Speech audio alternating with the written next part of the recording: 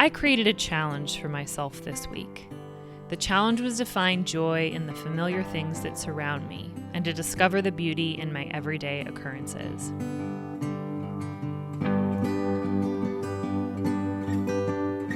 And while this sounds like a beautiful experiment in mindfulness, the actual reason behind the challenge was that I really wanted to make a video, but I didn't have the energy to leave the house because I felt like total crap.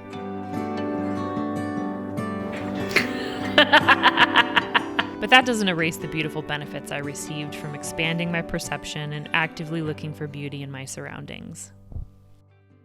I admit this was quite a challenging task. I'm currently living in the city and I don't have very much beautiful nature around me, so I really had to stretch my mind for this one and really open my eyes to what was around me. I also really needed to clean my house before showing it to you because holy moly was it a mess. It's all your fault, isn't it, Maggie? You made this mess. All by yourself. When I was living in my little cabin in Colorado, being lazy and never leaving the house to film was super easy because all of this footage that I'm showing you right now was taken within 50 feet of my front door.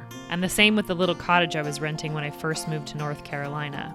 I mean, this stream was further than 50 feet from my front door, but it was just right across the lawn. Here, things are a little different, so I needed to work a little harder to seek out the beauty and to see what I might be missing in my familiar, everyday surroundings. Hands down, the easiest part of this challenge was finding the beauty in my dogs. I am pretty obsessed with them, so everything they do is magical and adorable, except for too much of this. It's cute for a moment, and then it doesn't stop, and it makes me lose my mind.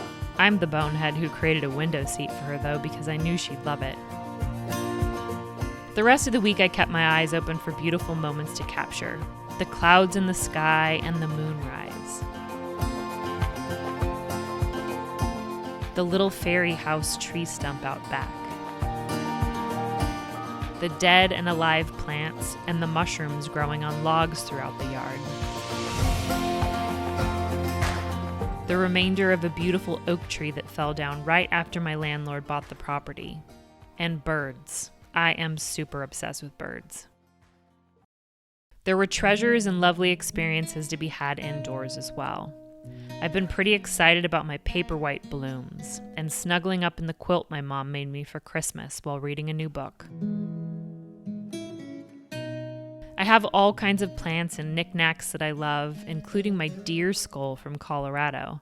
It had chunks of deer still on it when I found it, but I buried it in the ground for several months and the critters in the soil cleaned it for me. It was actually a pretty magical process. Look at how beautiful this is. It's so neat. It's fun to look around at my things and to think of their stories and how they came to be mine.